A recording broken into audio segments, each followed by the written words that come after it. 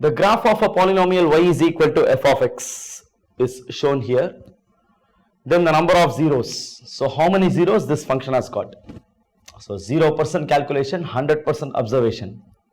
So very simple to see. This is the graph. We need to find this graph is passing through the x-axis at how many points? 1, 2, 3. So there are 3 zeros.